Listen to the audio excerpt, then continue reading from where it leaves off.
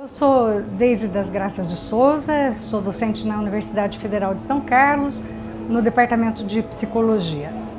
Acho que meu interesse pela natureza começou desde que eu era uma criança vivendo numa fazenda. Eu me lembro da minha mãe reclamar que era um terror porque eu queria saber tudo sobre todas as coisas. Por exemplo, eu era capaz de ficar horas observando uma trilha de formiga e depois eu queria que ela me explicasse por que as formigas, quando paravam umas com as outras, batiam a antena uma na outra. Ela, obviamente, não sabia explicar e ficava... como é que se diz? Às vezes ela chegava até a ficar irritada com a quantidade de perguntas. Mas eu, depois que entrei na escola, eu sempre tive muito fascínio pela escola, pelos livros e por leitura. Então acho que houve aí uma convergência entre as condições que a escola ofereceu. Na minha geração, a escola pública era uma escola de excelente qualidade, eu tive excelentes professores. Então eu adorava a escola. Reinício de aulas para mim era como se eu estivesse indo por uma festa. E acho que então fui desenvolvendo o interesse pelo estudo, e o que eu queria mesmo ser então era professora. Eu me inspirava nos modelos dos meus professores e eu queria ser uma professora. No momento de escolher a profissão, como eu queria ser professora e eu gostava de várias das matérias que eu vinha estudando no segundo grau, eu fui uma normalista. Eu prestei vestibular em duas instituições diferentes, uma para fazer letras e outra para fazer psicologia. Então, por aí você vê que os assuntos, eu tinha um interesse amplo nos assuntos e queria aprender alguma coisa que me habilitasse a ser uma professora. Mas logo nas primeiras semanas, e eu fui aprovada nos dois vestibulares que eram em faculdades no interior, no estado de São Paulo. Em cidades próximas, uma era em Franca e a outra era em Ribeirão Preto. Então, no primeiro mês de aulas, eu me alternei viajando entre as duas cidades. O curso de psicologia que eu fui aprovada era noturno naquele primeiro mês. E, portanto, dava para eu assistir aulas em Franca de manhã e aulas de psicologia à noite. Mas, por uma dessas circunstâncias, o curso era noturno temporariamente. E por condições, ele era recém-criado e ele estava funcionando à noite por falta de espaço físico.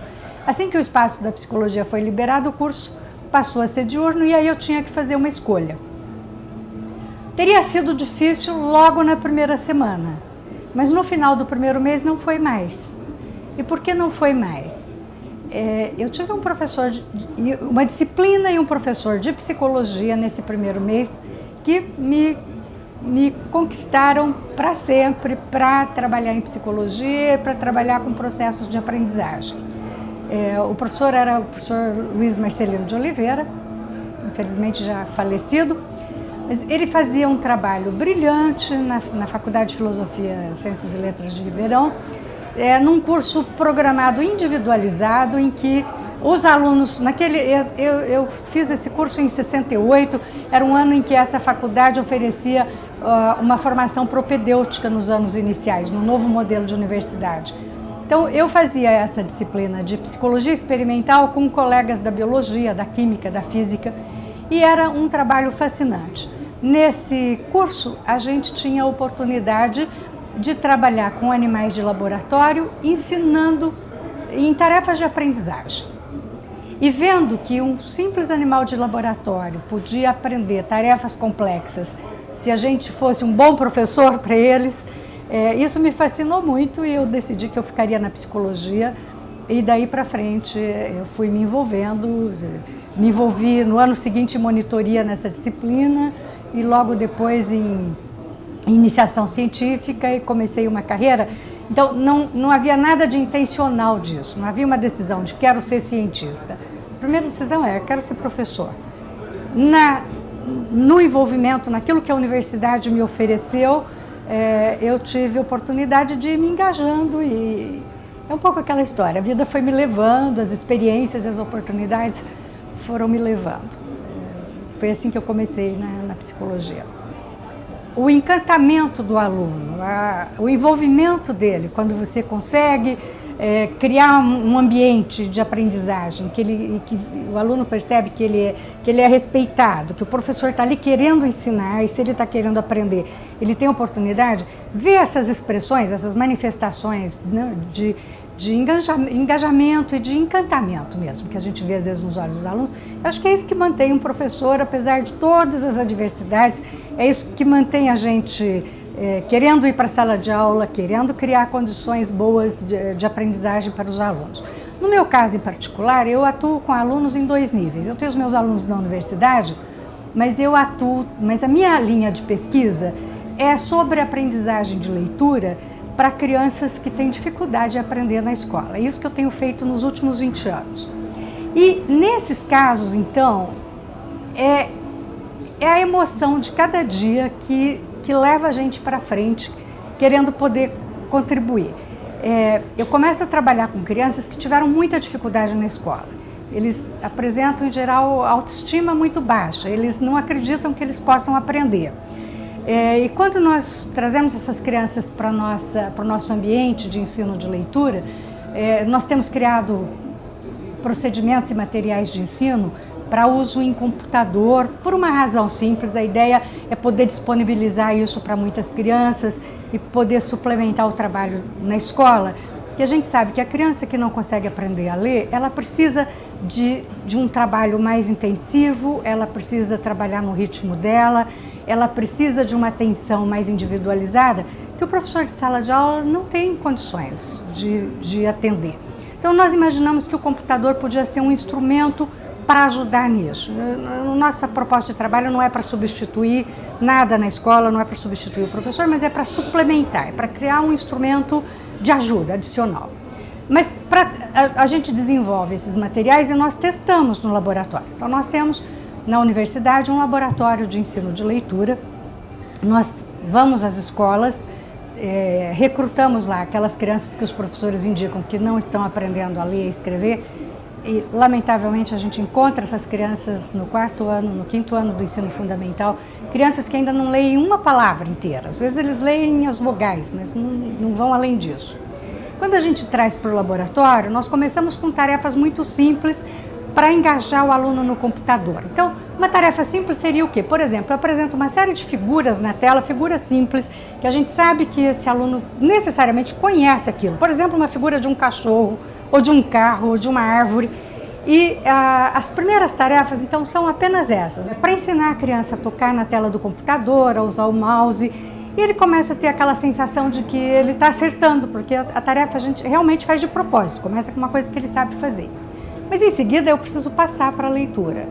A primeira vez que eu apresento, por exemplo, 2 palavras impressas na tela do computador, e que eu vou pedir para a criança apontar uma delas, é impressionante ver como as crianças apresentam aversão a esse tipo de material. Eles veem palavras na tela e eles, em geral, desviam o olhar, como se eles não quisessem continuar a tarefa. Mas a gente programou de uma tal maneira que eles começam a se envolver. E aí, respondendo aquela sua pergunta a respeito de como é ver as manifestações do aluno quando ele está aprendendo, eu tenho visto ao longo desses anos centenas de evidências em que a gente apresenta uma tarefa simples. Por exemplo, eu apresento uma figura de um chocolate e do lado uma palavra escrita.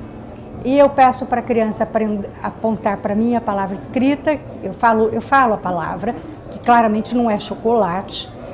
Então é uma tarefa que ele não tem como errar, né? Eu brinco com os meus alunos, a gente dá uma muleta para o aluno, para que ele acerte. E a criança, ela olha, vamos supor que eu tenha falado biblioteca, e do lado tem uma figura de chocolate. Bom, não pode ser o chocolate.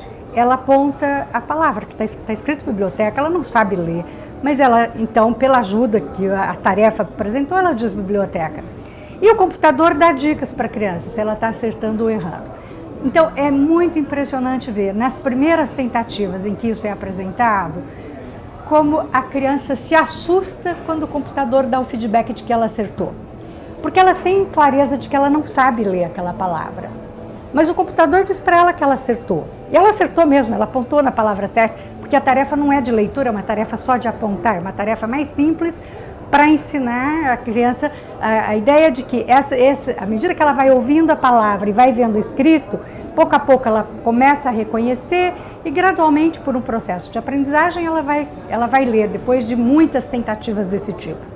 Então, e gradualmente a gente passa agora para um outro conjunto em que eu apresento uma palavra que ela já viu antes, com uma outra palavra nova. Então agora, de repente, ela passa a ver duas palavras na tela do computador. E eu dito a palavra que é nova, que ela não viu ainda. E ela aponta, e o computador diz que está certo.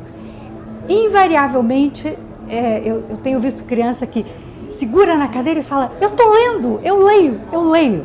A gente sabe que ainda não é leitura, é um rudimento de leitura. Mas ela se percebe sendo capaz de ler. Então, essa emoção, essa manifestação das crianças mostra que aquilo que a gente está fazendo tem um efeito, tem um papel importante, e eu acho que é isso no dia a dia que vai mantendo a gente em busca de cada vez encontrar maneiras melhores de ensinar essas crianças que enfrentam dificuldade.